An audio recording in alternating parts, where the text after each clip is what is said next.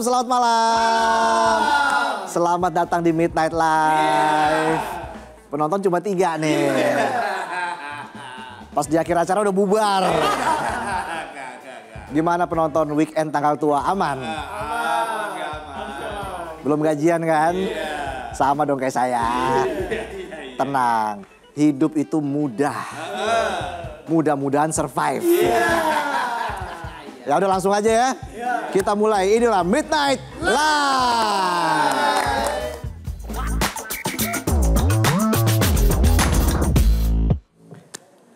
Kita langsung ke berita yang pertama.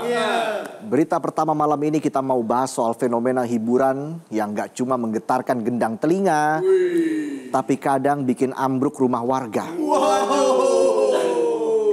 Kalau yang bikin ambruk rumah tangga bukan suara tapi rasa percaya. Istri wangi, suami bahagia. Suami wangi, istri curiga.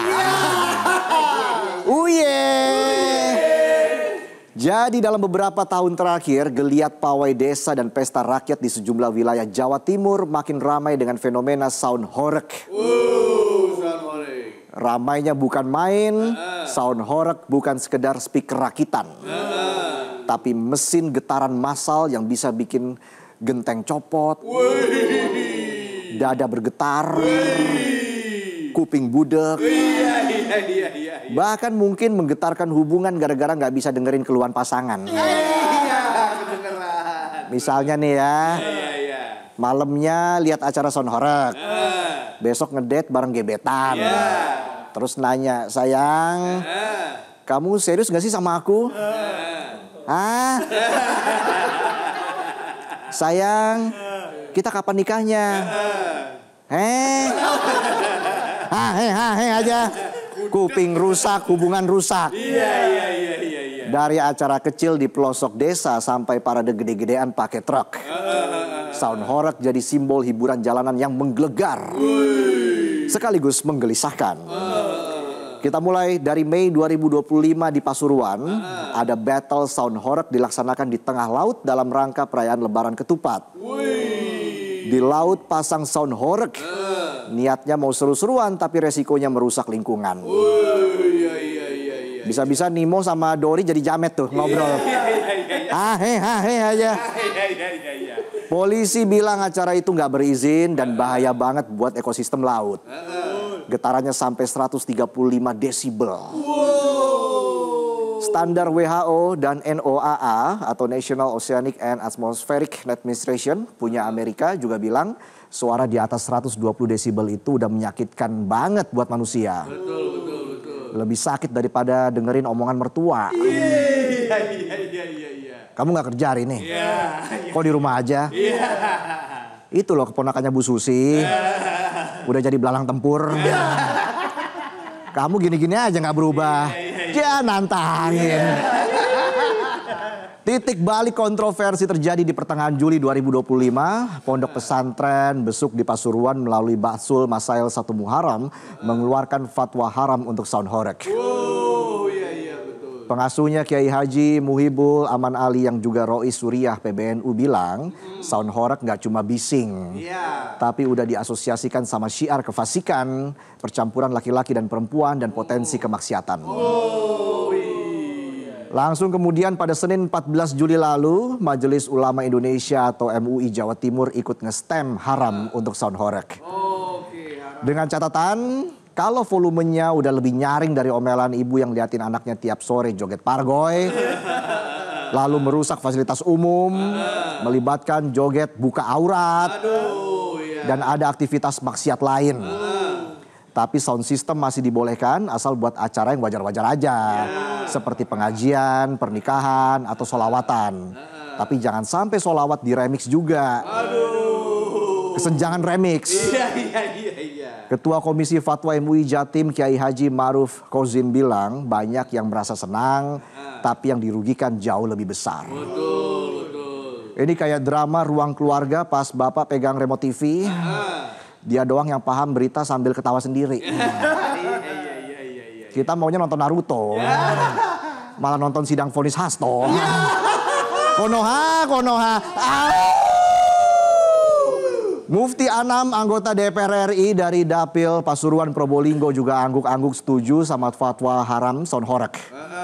Dia bilang polusi suara itu bisa bikin stres berkelanjutan dan gangguan pendengaran. Oh iya. Jadi urusan sound horeg ini bukan perkara kitanya nggak asik. Tapi apa yang asik dari suara berisik? Betul. Dari pihak pengusaha suaranya lain lagi. Paguyuban Sound Malang bersatu minta fatwa haram ini jangan pukul rata. Kalau ada yang salah dibina dong. Jangan main haram aja.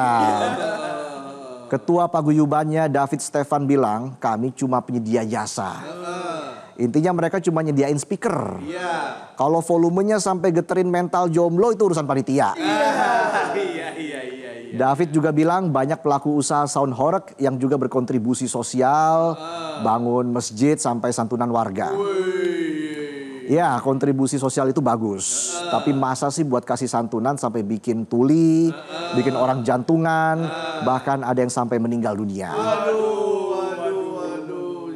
Rabu 16 Juli lalu di Kota Malang sempat terjadi bentrokan antara warga dan rombongan sound horeg. Ujung-ujungnya kepolisian turun tangan buat mediasi.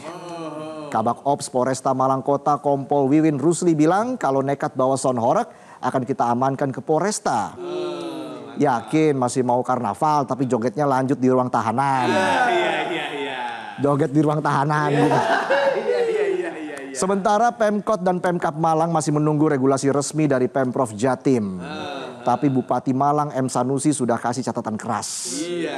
Yang dipermasalahkan itu bukan teknologinya, tapi aktivitas penyimpangannya. Sementara itu di Blitar ada suara yang sedikit berbeda, nggak sekeras suara sound horeg, tapi sedikit menggoyang kebijakan. Jadi pada Senin 21 Juli kemarin, Bupati Blitar Rianto malah ngelihat potensi ekonomi dari sound horeg.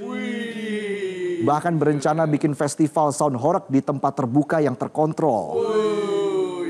Katanya penyerapan tenaga kerja dari kegiatan sound horeg ini luar biasa. Bisa jadi sumber pendapatan desa. Ada benernya, tapi kalau melihat dampak kerusakan dan bentrokan yang pernah ada, bisa-bisa sumber pendapatan berubah jadi sumber ketegangan. Betul. Anda bisa apa? Paling klarifikasi, minta maaf, template. Ketebak. Kalau ketabok sakit. Bisa aja saya. Nah, buktinya terjadi pada Sabtu 19 Juli di Kediri ada insiden kacau. Saat acara duet Reborn Carnival yang diikuti 39 truk bawa sound horeg. Rencananya acara harus selesai jam 22 WIB tapi faktanya molor sampai tengah malam. Dan ujungnya dibubarkan polisi. Bukannya sadar kalau sudah salah, masa malah protes sampai teriak-teriak ke petugas. Bahkan sampai bakar-bakaran. Udah soundnya berisik, orangnya juga berisik, so asik. Nah, balik lagi ke Malang Raya sebagai daerah dengan intensitas kegiatan sound horeg tertinggi di Jawa Timur. Kamis 24 Juli kemarin, Pesta Rakyat Karangjuet volume 5 digelar di Desa Donowari, Kabupaten Malang. Padahal tadi udah jelas ya, dilarang sound horeg. Tapi masih tetap aja. Ada aja. Nah, kali ini buat cegah konflik, Pemdes keluarin surat edaran agar warga yang rentan seperti bayi, lansia, orang sakit untuk menjauh dari rute karnaval. Disuruh menjauh. Sekdes Ari Widya Hartono bilang itu bentuk preventif. Pendekatan lembut di tengah gelombang bas yang menggelegar. Seperti ini. Pertanyaannya, hiburan ini sebenarnya buat siapa? Kalau hiburan cuma dinikmati segelintir tapi merugikan banyak orang, itu bukan lagi senang bareng tapi gue seneng lo meriang. Makan tuh paracetamol. Jadi mau sehebat apapun sound systemnya, kalau ujungnya mengganggu warga itu bukan prestasi, itu provokasi. Bukan hiburan kalau hasilnya memicu keributan. Kondisi memang lagi sulit, wajar kalau rakyat cari hiburan. Tapi jangan sampai hiburan kalian ngajakin orang lain jadi ikut tertekan. Susah kok ramean. Giliran seneng pura-pura budak. Gak mau diganggu, so sibuk. Ingat, hiburan atau musik yang keren dan sehat bukan yang paling keras, tapi yang paling bisa diterima banyak kepala tanpa memaksa orang sakit telinga. Lanjut ke berita yang kedua ya. Dari fenomena sound horeg yang masih menuai pro kontra, kita geser ke fenomena orang ke mall tapi nggak belanja. Iya. Penonton banget nih kelakuannya. Pantesan fitting room ngantri. Nggak beli cuma ngasih makan instastory. Pose lehernya sampai miring-miring tuh. Leher lo dikunci stang. Jadi belakangan banyak orang pergi ke mall bukannya mau belanja, tapi cuma muter-muter, nanya-nanya harga, nanya-nanya satpam. Nggak bisa tuh lihat satpam nganggur ya. Bawaannya mau nanya aja. Pas dideketin, satpamnya bilang, kamu nanya? Iya, aku nanya. Terus pulang cuma bawa struk parkir. Selamat datang di klub Rojali dan Rohana. Rojali, Rohana. Rombongan jarang beli dan rombongan hanya nanya. Fenomena ini lagi naik daun. Kalau penonton naik gaji mimpi kali ya. Rojali. Jadi Rojali dan Rohana ini bukan karena mereka viral, tapi karena mereka nyata dan jadi cermin gaya hidup kita. Lah kita, gue kali. Banyak mau tapi dompet bilang sabar dulu. Maaf, saldo Anda tidak cukup memenuhi gaya hidup Anda. Sekilas Rojali dan Rohana kayak dua kubu, beda misi. Yang satu jarang beli, yang satu cuma nanya. Tapi sebenarnya mereka satu hati. Datang ke mall rame-rame, keliling dari satu toko ke toko lain, cobain sneakers, tanya ukuran, tes parfum, pegang-pegang jaket. Gayanya kayak sultan yang apa aja bisa dibeli. Padahal bisanya cuma pegang-pegang, berantakin, bikin emosi penjaga toko. Pas SPG nanya, ambil yang ini ya kak? Kita jawab, lihat-lihat dulu ya. Padahal tangan lagi scroll bandingin harga sama Tok Tok Shop tuh. Betul. Tapi jangan salah, banyak juga kaum sultan yang ikutan jadi Rojali. Sultan juga. Tapi bedanya kalau Rojali kelas menengah karena saldonya ngepas. Kalau Rojali kelas atas karena lagi ngerem. Mungkin mereka sadar belanja banyak di saat ekonomi dunia gonjang-ganjing itu resikonya besar. Apalagi kita kan lagi efisiensi. Iya kan penonton? Jangan boros. Fenomena Rojali dan Rohana ini sebenarnya bukan hal baru. Ketua APPBI Alfonsus Wijaya bilang fenomena ini udah lama eksis. Tapi sekarang semakin kelihatan karena daya beli masyarakat memang belum sepenuhnya pulih. Dan masih terus mengalami penurunan. Dan di tengah semua tekanan itu jalan-jalan di mall bisa jadi hiburan buat kaum mendang-mending. Hiburan banget. Ambil positifnya aja. Hitung-hitung olahraga. Tinggal nyalain Strava. Tapi jangan pakai joki ya. Kan masuknya gratis, adem, bisa lihat barang-barang kece, kadang ada live music dan kalau lagi beruntung dapat tester parfum atau sampel nugget. Benar. Ambil 3 ya buat ponakan. Ini cocok buat yang pengen foya-foya tapi cuma modal gaya. Mula-mula malu-malu, lama-lama mual-mual. Gaya lo bikin mual. Jadi nggak heran kalau data bilang kunjungan ke mall naik tapi kenaikannya nggak sejalan sama jumlah transaksi. Orang datang tapi nggak belanja. Kalaupun belanja pilihannya super selektif. Melihat fenomena ini Menteri Perdagangan santai aja. Katanya masyarakat bebas menentukan mau belanja online atau offline. Banyak juga yang datang ke mall sekedar ngecek barang lalu pas udah mantap belinya online. Ada kan? Jadi mall sekarang fungsinya bukan cuma tempat jual beli tapi lebih mirip museum interaktif. Kita cek. Semua bisa dilihat, diraba, diremas, diputar-putar, tapi nggak sanggup dibeli. Ingat, orang kaya hidup bergelimang harta. Tapi Anda orang humoris. Hidupnya bergelimang lihat saldo ngakak, lihat dompet ngakak, lihat cermin nangis. Ya ampun, dompet sama muka sama-sama kurang nih. Habis itu langsung upload foto kulkas. Maaf, duit masih beku, belum cair. Gersang. Menariknya, sektor makanan dan minuman justru dapat durian runtuh dari kelakuan Rojali ini. Menurut Ketua Hipindo, walaupun nggak semua pengunjung beli barang, paling nggak mereka bakalan lapar dan haus. Betul. Haus validasi. Iya. Bayangin muter-muter satu lantai mall aja bisa bikin kaki kram dan tenggorokan kering. Ada pasti itu. Apalagi dompet kayak gurun pasir. Iya. Kering dan gersang. Iya. Kosong. Iya. Jadi omzet usaha makanan minuman bisa naik 5-10%. Kalau toko baju lesu yang jual boba bisa senyum manis tuh. Iya, ada yang senyum. Saking manisnya pengen gue kunyah tuh bibir. Bisa aja saya. Iya. Fenomena Rojali dan Rohana itu dinilai belum merugikan ekonomi. Tapi bukan juga penyelamat ekonomi. Betul. Cuma cerminan masyarakat yang lagi realistis. Lagi nyari hiburan. Tapi tetap mikirin keuangan di tengah kondisi yang serba tidak pasti. Yang pasti cuma tagihan cicilan doang. Benar. Akhirnya Rojali dan Rohana bukan cuma soal siapa beli, siapa enggak. Mereka adalah potret masyarakat yang lagi berusaha hidup normal di tengah harga barang yang semakin mahal. Aduh, betul. Kita hidup di era serba waspada, harga naik pelan-pelan, penghasilan jalan-jalan. Jalannya kejauhan lagi nyasar. Ingat, kalau belanja harus sesuai kebutuhan, jangan karena ikut-ikutan.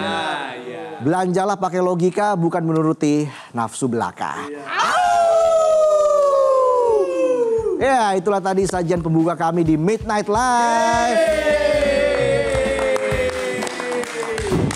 Kami akan kembali dengan sejumlah informasi lainnya yang tentunya menarik dan mendorong untuk disaksikan. Jadi jangan kemana-mana penonton ya. Tetap semangat kan? Jangan pergi ya. Bantuin saya. Tetaplah di Midnight Live.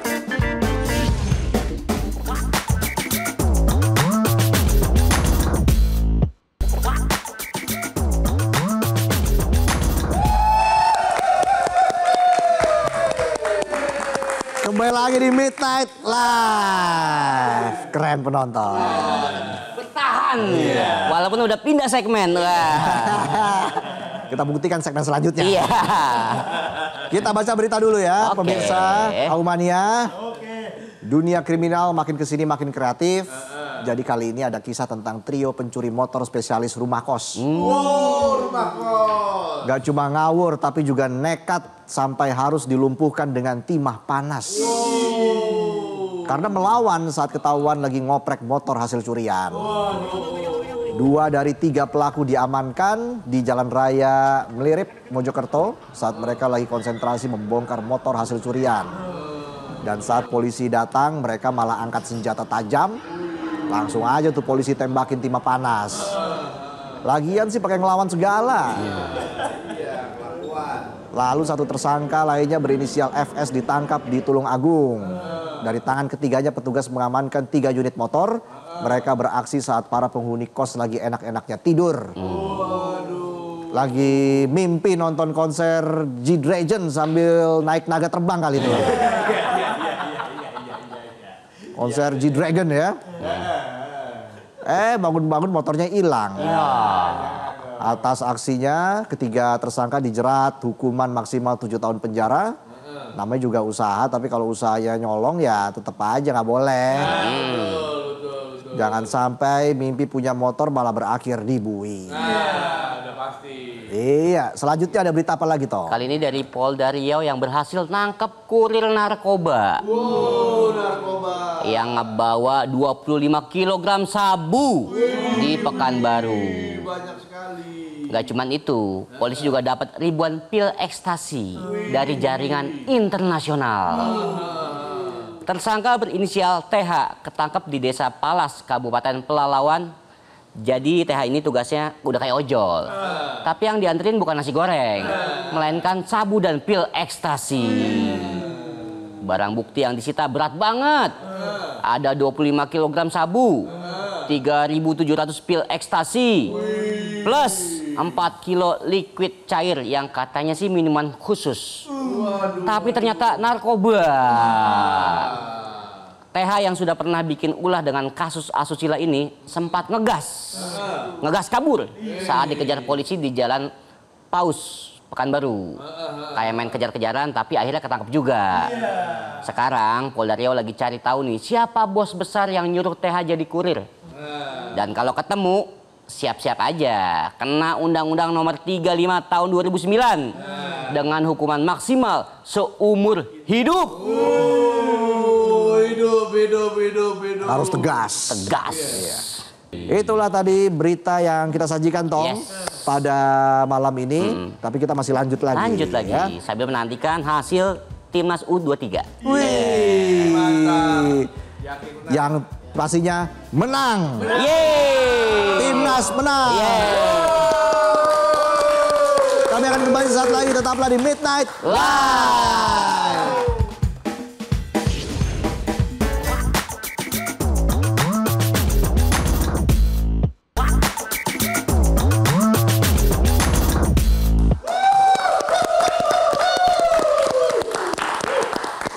Sebelum kita akan menerima laporan terkait dengan kemenangan Timnas Indonesia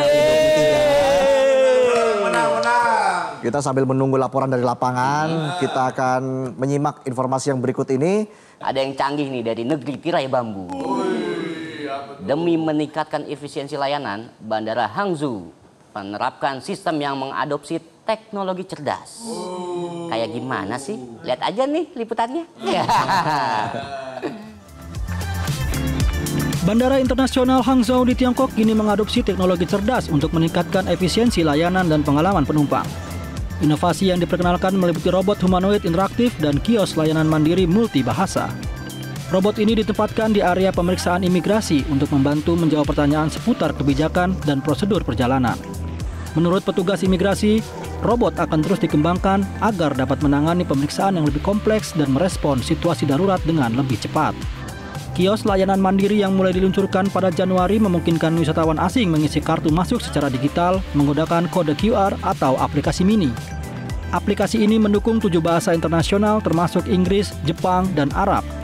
Sejauh ini, lebih dari 86.000 penumpang telah menggunakan fasilitas ini. Cara ini mempercepat proses imigrasi dan mengurangi antrean secara signifikan. Teknologi ini dirancang untuk memperkuat integrasi digital di bandara sekaligus mempermudah akses bagi wisatawan internasional. Penerapan sistem cerdas ini sejalan dengan meningkatnya arus penumpang di Bandara Hangzhou selama paruh pertama tahun 2025. Tercatat lebih dari 2,55 juta penyeberangan perbatasan, naik 20,3% dari tahun sebelumnya. Dari jumlah tersebut, wisatawan asing mencapai 206.000 mengalami kenaikan tajam sebesar 33,5%.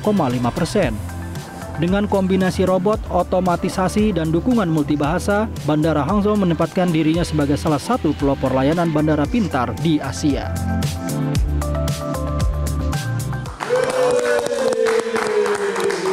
Kita baca berita lagi, kita tinggalkan dulu robot tadi ya. Puluhan kapibara yang sebelumnya diselamatkan dari penyiksaan atau percobaan domestikasi kini tengah menjalani rehabilitasi dan perawatan veteriner. Kapibara yang dikenal secara lokal sebagai Chiguiro atau Carpincho telah menjadi target tren peliharaan ilegal yang meningkat akibat popularitasnya di media sosial. Ini dia informasinya. Di Biopark Los Ocaros, Villa Vicencio, Kolombia, puluhan kapibara yang sebelumnya diselamatkan dari penyiksaan atau percobaan domestikasi kini tengah menjalani rehabilitasi dan perawatan veteriner. Taman tersebut berfungsi sebagai suaka dan pusat konservasi bagi spesies asli wilayah Orincuia. Beberapa kapibara nantinya akan dilepas liarkan kembali.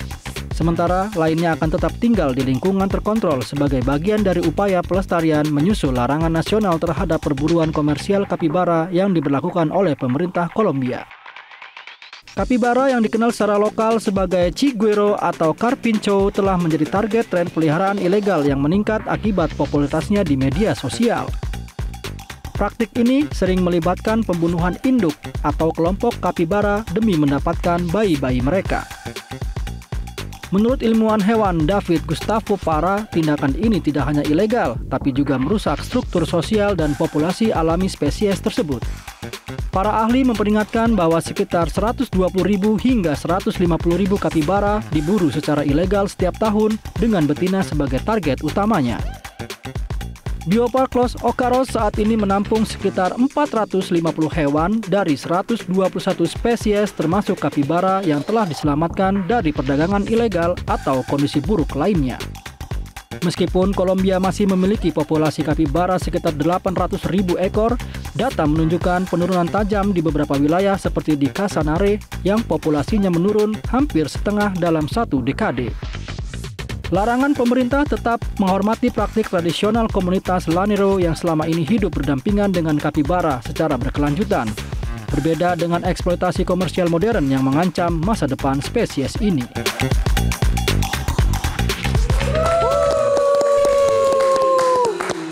Kita jeda dulu, nanti usai jeda kita akan melihat laporan terkini terkait dengan kemenangan timnas Indonesia atas Thailand. Lolos ke final menghadapi Vietnam. Nanti laporan selengkapnya usai jeda, tetaplah di Midnight Live.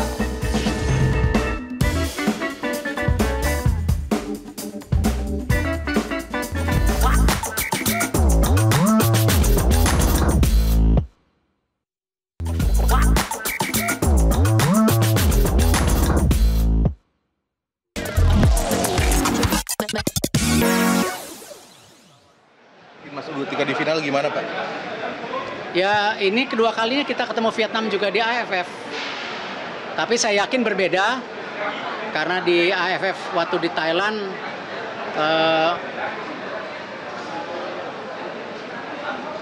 ya cukup keras. Ya, kalau ingat teman-teman cukup keras. Ya hari ini ya kalau mereka kasih keras kita kasih keras juga gitu ya. Kita tuan rumah di sini, jangan mereka injak-injak home base kita. Jadi kalau di sana main keras, ya sini kasih keras. Bukan berarti mencederai. Ya, kita tidak boleh ya sesama pemain mencederai semua. Tapi maksudnya kita harus berani main keras juga. Pak Erik,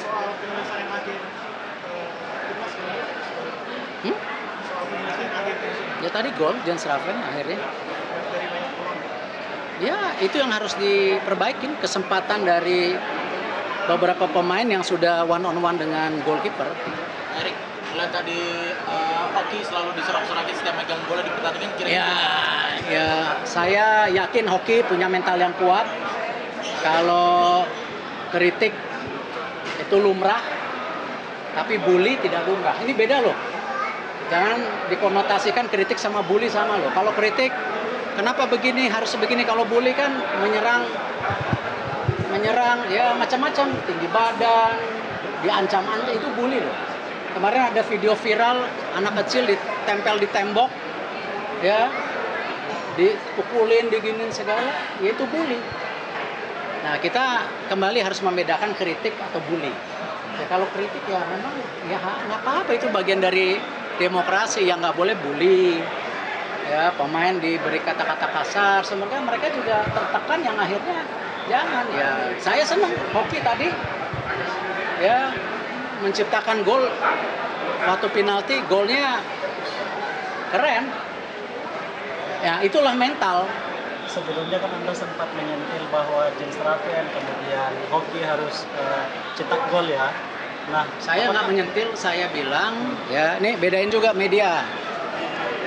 Bahwa yang saya bilang, kita sudah bermain cukup dominasi, tetapi hasilnya serangannya belum maksimal. Nah, saya berharap ya itu yang harus diimprove. Ya, saya bukan tipe pemimpin yang nyalain anak buah. Kemarin saya bilang kalau mau hujat saya, hujat PSSI, jangan hujat tim nasional. Beda ya, kritik itu bukan hujat loh. Ya, jadi itu yang saya bilang. Masih melihat pertahanan Indonesia hari ini kan kebobolan 1, dari kemarin grup belum kebobolan sama sekali. Nah, Thailand tadi main counter attack-nya cukup rapih tuh, Pak. Kira-kira lawan Vietnam kalau mereka melakukan hal yang sama, semua kan teori. Kalau tadi di babak 1 Doni gol, Jens Raven kena tiang masuk 2-0, ya kan, beda lagi. Ini kan semua ini kita kan berteori, ya. Yang main di lapangan yang susah, ya.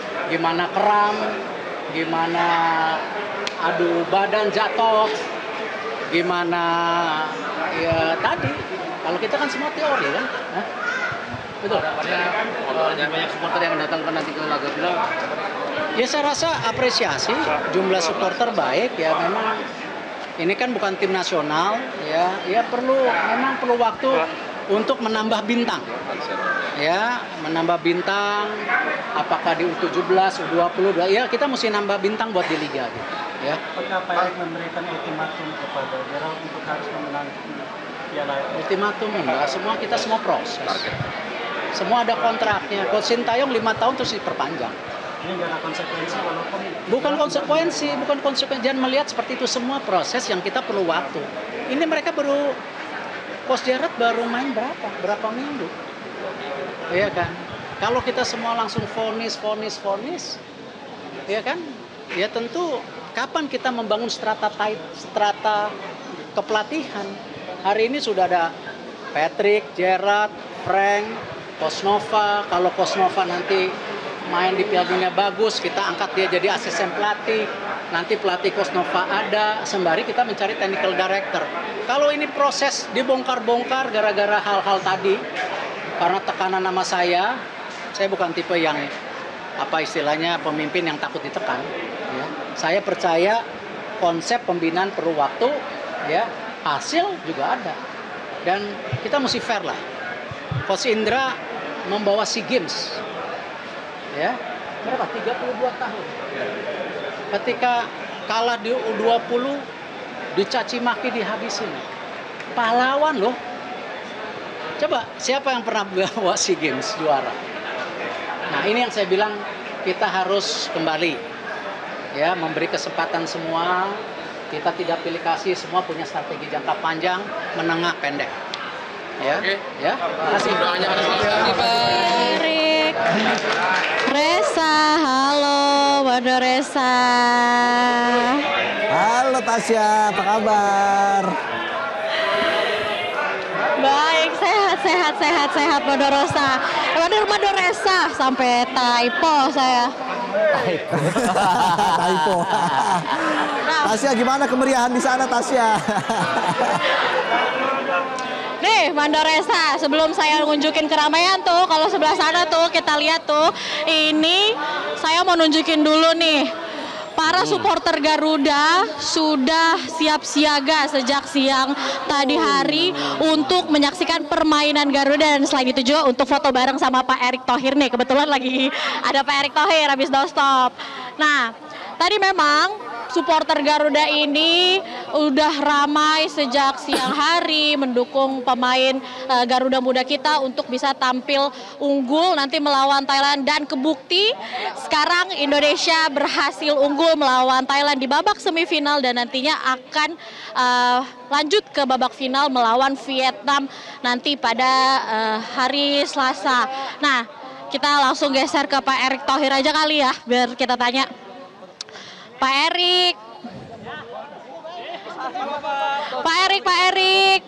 Oh, lagi asik foto, Reza. Pak Erick. Sedikit Pak Erick ke Midnight Live, Pak Erick. Mohon maaf, Pak Erick. Pak Erick ke Midnight Live, mohon maaf. Pak Erick, tadi Indonesia kan berhasil menang, Pak Erick.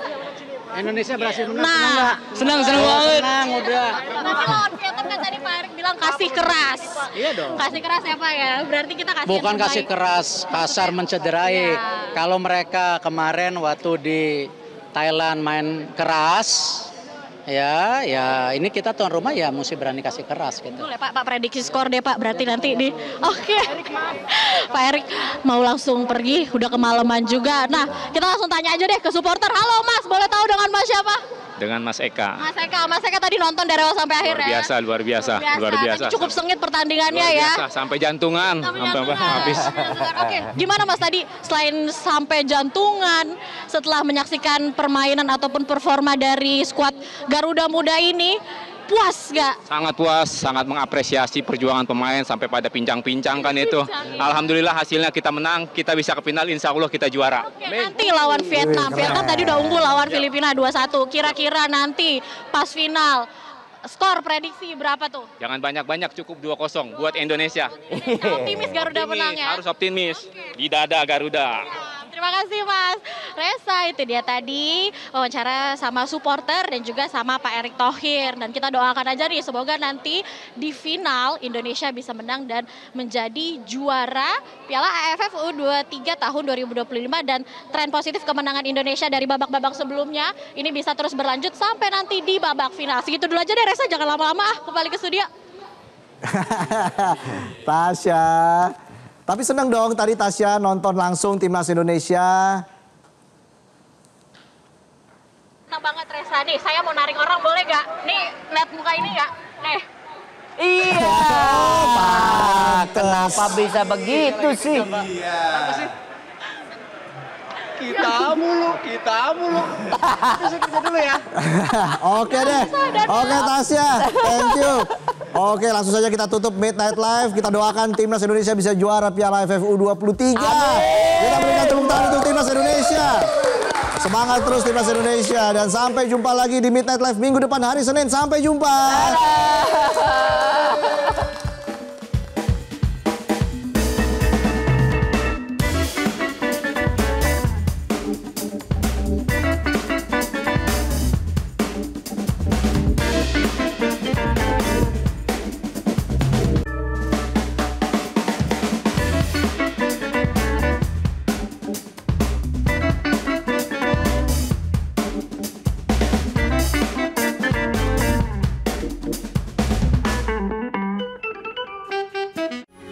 Metro TV,